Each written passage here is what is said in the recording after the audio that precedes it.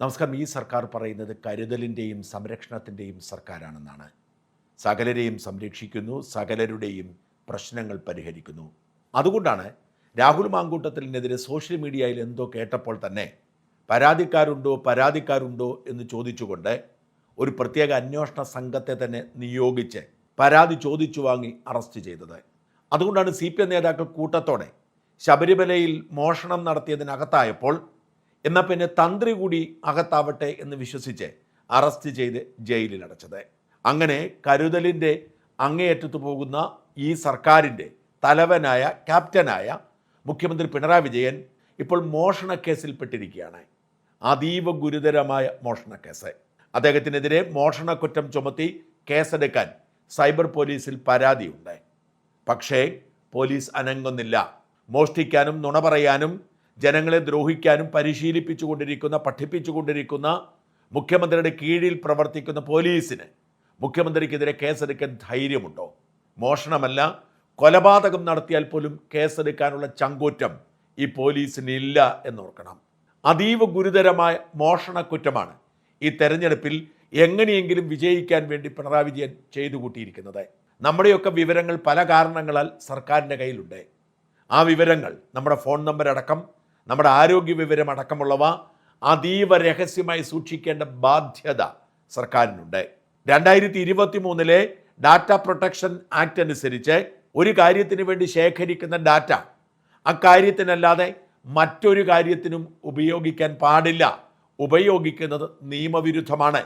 Cyber കേസെടുക്കാം, കോടികൾ പിഴയടയ്ക്കേണ്ടി വരും. ഏതെങ്കിലും ഒരു സ്ഥാപനം ചെയ്താൽ, ഏതെങ്കിലും ഒരു വ്യക്തി ചെയ്താൽ ജയിലിൽ കിടക്കേണ്ടി വരും.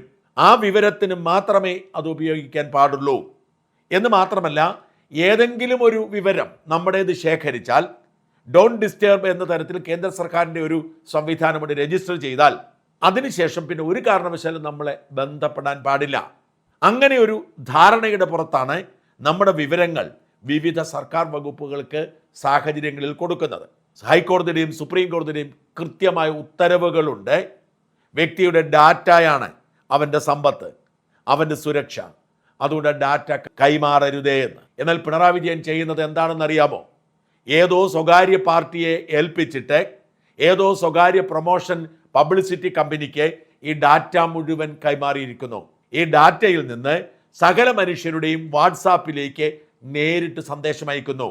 ഇതുവരെ ഏതാണ്ട് 1 കോടിയോളം ആളുകളുടെ മൊബൈൽ ഫോണിലേക്ക് പിണറായി വിജയൻ്റെ സന്ദേശം എത്തിക്കഴിഞ്ഞു. പലതരത്തിലാണ്. ഏറ്റവും പ്രധാനപ്പെട്ടത് ക്ഷേമ പെൻഷൻ. സർക്കാരിൽ നിന്നും ക്ഷേമ പെൻഷൻ വാങ്ങുന്ന, വിവിധ തരത്തിലുള്ള ക്ഷേമ പെൻഷൻ വാങ്ങുന്ന 62 ലക്ഷം പേരുണ്ട്. അവരുടെ മൊബൈൽ ഫോണിലേക്ക് സന്ദേശം എത്തുന്നു. അവരോട് പറയുന്നു, ഇതാ സർക്കാർ ക്ഷേമ പെൻഷൻ നിങ്ങൾക്ക് നൽകിക്കൊണ്ടിരിക്കുന്നു, ഇത്രയും കൊടുത്തു, ഇത്രയും പേർക്ക് കൊടുത്തു, ഇപ്പോഴും കൊടുക്കുന്നു, നേരത്തെ ഇത്രയായിരുന്നു, അതുകൊണ്ട് ഞങ്ങൾ നിങ്ങളോടൊപ്പമാണ് എന്ന് പറഞ്ഞ് ഈ ക്ഷേമ പെൻഷൻകാർക്ക് കൊടുക്കുന്നു. സ്ത്രീ സുരക്ഷാ പദ്ധതിയിൽ ചേർന്ന 10 ലക്ഷം പേർക്ക് കൊടുത്തു. അവർക്കും അതേ സന്ദേശം തന്നെ.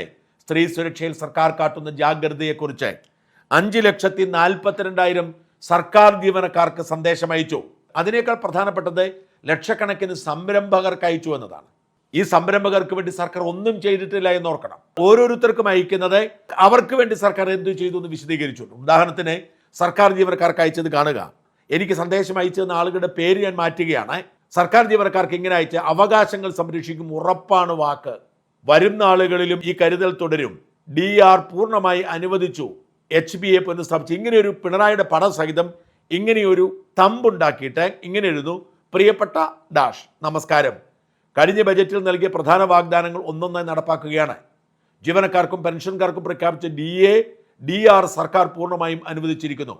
ഫെബ്രുവരി മാസത്തെ ശമ്പളത്തിൽ അനുവദിച്ച 3 മാസത്തിന് പുറമെ ബാക്കിയുള്ള 10% DA കൂടി അനുവദിച്ച് ഉത്തരവിറങ്ങി. ഇതോടെ ആകെ DA 35% വർദ്ധിപ്പിച്ചു. മാർച്ച് 1 ലഭിക്കുന്ന ശമ്പളത്തോടൊപ്പം ആദ്യം വർദ്ധിപ്പിച്ച 3% DAയും ഏപ്രിൽ 1 ലഭിക്കുന്ന ശമ്പളത്തോടൊപ്പം ഇപ്പോൾ വർദ്ധിപ്പിച്ച 10% DAയും നിങ്ങളുടെ കൈകളിലെത്തും. സർക്കാർ ജീവനക്കാരുടെ ഭവന നിർമ്മാണ അഡ്വാൻസ് പുനഃസ്ഥാപിച്ച കാര്യവും അറിഞ്ഞിരിക്കുമല്ലോ. ജീവനക്കാരുടെ ക്ഷേമവും അവകാശങ്ങളും സംരക്ഷിക്കുന്ന ഈ സർക്കാർ എന്നും ഒപ്പമുണ്ട്. വരും നാളുകളിലും ഈ കരുതൽ തുടരും, ഉറപ്പാണ് വാക്ക്. സ്നേഹത്തോടെ പിണറായി വിജയൻ മുഖ്യമന്ത്രി. ഇങ്ങനെയാണ് അയച്ചിരിക്കുന്നത്. ഏതാണ്ട് 5 ലക്ഷത്തിലധികം വരുന്ന സർക്കാർ ജീവനക്കാർക്കും അതിലധികം വരുന്ന പെൻഷൻകാർക്കും സന്ദേശം അയച്ചിരിക്കുന്നു. പെൻഷൻകാരോട് പറഞ്ഞിരിക്കുന്നത്, ഞങ്ങൾ നിങ്ങളെ സംരക്ഷിച്ചുകൊണ്ടിരിക്കുന്നു, ഇനിയും സംരക്ഷിക്കുമെന്നാണ്.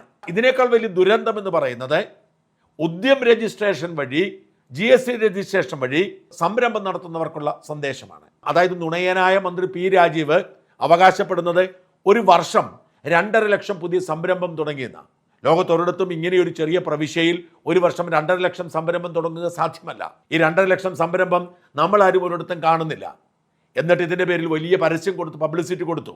മാധ്യമങ്ങൾ ഇതേക്കുറിച്ച് വാർത്ത എഴുതി, കാരണം ഒരു പേജ് പരസ്യം കിട്ടിയല്ലോ. യഥാർത്ഥത്തിൽ എന്താണ് സംഭവിച്ചത്? പലതരത്തിലുള്ള രജിസ്ട്രേഷനുകൾ, പ്രത്യേകിച്ച് ലോൺ എടുക്കുന്നതിന് വേണ്ടി, ഗ്രാന്റ് കിട്ടുന്നതിന് വേണ്ടിയൊക്കെയുള്ള രജിസ്ട്രേഷനുകൾ എല്ലാ സ്ഥാപനങ്ങൾക്കുമുണ്ട്. ഷോപ്പ് ആൻഡ് എസ്റ്റാബ്ലിഷ്മെന്റ് ആക്ട് അനുസരിച്ച് എല്ലാവരും രജിസ്റ്റർ ചെയ്യണം. അങ്ങനെ വിവിധ കാലങ്ങളിൽ രജിസ്റ്റർ ചെയ്തവരെയെല്ലാം ഉദ്യം രജിസ്ട്രേഷനിലേക്ക് മാറ്റുന്നു. പി രാജീവിന്റെ നിർദ്ദേശപ്രകാരം ഉദ്യം രജിസ്ട്രേഷൻ എടുത്താൽ മാത്രമേ നിങ്ങൾക്ക് ഗ്രാന്റ് കിട്ടൂ, ലോൺ കിട്ടൂ, ആനുകൂല്യം കിട്ടൂ എന്നൊക്കെ പറഞ്ഞ് സകലരെയും ഒരു വർഷം കൊണ്ട് രജിസ്റ്റർ ചെയ്യിപ്പിക്കുന്നു. പതിറ്റാണ്ടുകളായി ചെയ്തിരിക്കുന്ന ബിസിനസ്സുകൾ, അതൊരു ബാർബർ ഷോപ്പ് ആവട്ടെ, പച്ചക്കറിക്കടയാവട്ടെ, സകലരെയും നിർബന്ധിച്ച് സർക്കാർ ഉദ്യോഗസ്ഥന്മാർ ഉദ്യം രജിസ്ട്രേഷനിലേക്ക് വരുത്തുന്നു. എന്നിട്ട് 2 ലക്ഷത്തിലധികം പേർ ഒരു വർഷം രജിസ്റ്റർ ചെയ്യുന്നു. എന്നിട്ട് സർക്കാർ പറയുന്നു, ഈ സർക്കാരിൻ്റെ കാലത്ത് 2.5 ലക്ഷം സംരംഭങ്ങൾ ആരംഭിച്ചുവെന്ന്. ഞങ്ങൾ അന്ന് ആ കാലത്ത് തന്നെ ഇത് റിപ്പോർട്ട് ചെയ്തതാണ്. 10-50 വർഷമായി തുടരുന്ന ബാർബർ ഷോപ്പുകൾ, 10-30 വർഷമായി തുടരുന്ന പച്ചക്കറികൾ പോലും ഈ സർക്കാരിൻ്റെ പുതിയ സംരംഭ ലിസ്റ്റിലുണ്ട്. അങ്ങനെ ഉദ്യം രജിസ്ട്രേഷൻ എടുക്കുകയും GST രജിസ്റ്റർ ചെയ്യുകയും ചെയ്ത സകലരുടെയും ഡാറ്റ എടുത്തിട്ട് അവർക്ക് സന്ദേശം അയക്കുന്നു. ഇതാണ് അവർക്ക് അയച്ച സന്ദേശം. ഞാൻ പേര് മാറ്റുന്നു. നിങ്ങളുടെ സംരംഭം നാടിൻ്റെ അഭിമാനമാണ്. സംരംഭകർക്കൊപ്പം സർക്കാരുണ്ട്. ചരിത്രത്തിലാദ്യമായി കേരളം വ്യവസായ സൗഹൃദ റാങ്കിങ്ങിൽ 1ാമത്. പച്ചക്കള്ളം കടിച്ചിട്ടേക്കുക. ഇതാണ് ഇമേജ്.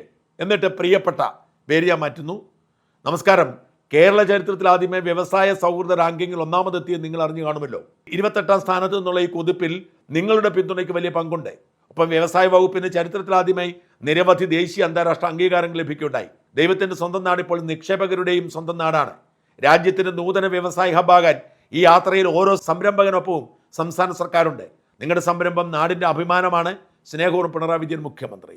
ഓർക്കണം, 10-60 പേർക്ക് തൊഴിൽ കൊടുക്കുന്ന മറുനാടൻ മലയാളി അടച്ചുപൂട്ടാതിരിക്കാൻ കാരണം വല്ലതുമുണ്ടോ എന്ന് ചോദിച്ച് പലതവണ നോട്ടീസ് നൽകിക്കൊണ്ടിരിക്കുന്ന സർക്കാരാണിത്. എന്താ കാരണം എന്ന് ചോദിച്ചാൽ ഒന്നുമില്ല.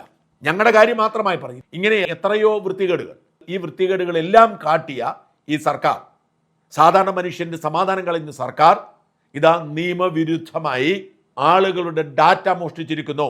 ഈ ഡാറ്റ മോഷണം ഗുരുതരമായ കുറ്റകൃത്യമാണ്. സൈബർ നിയമം അനുസരിച്ച് ഒരു അധ്യാപക സംഘടന സൈബർ പോലീസിന് കേസ് കൊടുത്തിട്ടുണ്ട്. ഇത് വലിയ ഗുരുതരമായ കുറ്റകൃത്യം. ഒരു വ്യക്തി കൂടെ ഓർക്കണം, ഈ സ്പാർക്കിലൊക്കെ നമ്മൾ രജിസ്റ്റർ ചെയ്യുമ്പോൾ നമ്മുടെ പ്രൊമോഷൻ, നമ്മുടെ ട്രാൻസ്ഫറും ഒക്കെ അടക്കമുള്ള കാര്യങ്ങൾക്ക് വേണ്ടിയാണ് സ്പാർക്കിൽ രജിസ്റ്റർ ചെയ്യുന്നത്. സ്പാർക്കിലെ വിവരങ്ങൾ എടുത്താണ്, അതായത് സർക്കാർ ജീവനക്കാർക്ക് ശമ്പളം കൊടുക്കുന്ന സോഫ്റ്റ്വെയറായ സ്പാർക്ക്, ആ സ്പാർക്കിലെ വിവരങ്ങൾ എടുത്താണ് ഇവർക്ക് അയച്ചു കൊടുത്തത്. നമ്മുടെ ആരോഗ്യ വിവരം പോലുമുണ്ട്. വളരെ സ്വകാര്യം. ഒരുപക്ഷെ ഒരു വ്യക്തി അയാളുടെ ആരോഗ്യ വിവരം ഭർത്താവും ഭാര്യയും, ഭാര്യ ഭർത്താവും അറിയാതായിരിക്കും സൂക്ഷിക്കുന്നത്. അത്രയും പ്രധാനപ്പെട്ട ഈ വിവരമാണ് ദുരുപയോഗിച്ചിരിക്കുന്നത്. അതും ഉപയോഗിച്ചതാരാണ്? ചീഫ് സെക്രട്ടറി ആണെങ്കിൽ പിന്നെ മനസ്സിലാക്കാം.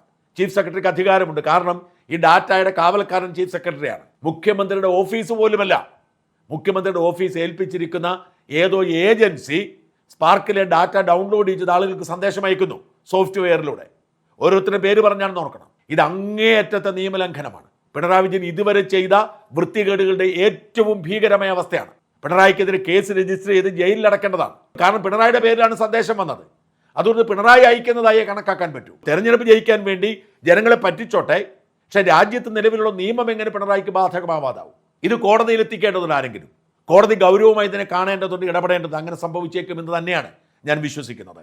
പിണറായി ഇതിൻ്റെ പേരിൽ ഊരാക്കുരുക്കിലാവുമെന്ന് തന്നെയാണ് ഞാൻ വിശ്വസിക്കുന്നത്. എങ്ങനെയും വഴിവിട്ട് വിജയം ഉറപ്പാക്കാൻ വേണ്ടി സകല നിയമങ്ങളും കാറ്റിൽ പറത്തി സകല വ്യക്തികളുടെയും സ്വകാര്യ വിവരങ്ങൾ മോഷ്ടിച്ചെടുത്ത് ആ വിവരങ്ങൾ ദുരുപയോഗിച്ച് പിണറായി നാടിന് ദുർമാതൃക കാട്ടുന്നു. അദ്ദേഹത്തെ പിടിച്ച് ജയിലിലടയ്ക്കേണ്ട സമയം കടന്നിരിക്കുന്നു. ബഹുമാനപ്പെട്ട കേരള ഹൈക്കോടതി ഇതിൽ ഉടനടി ഇടപെടും. ആരെങ്കിലും കോടതിയെ ഇതുമായി ബന്ധപ്പെട്ട് സമീപിക്കും എന്ന് പ്രതീക്ഷിക്കാം.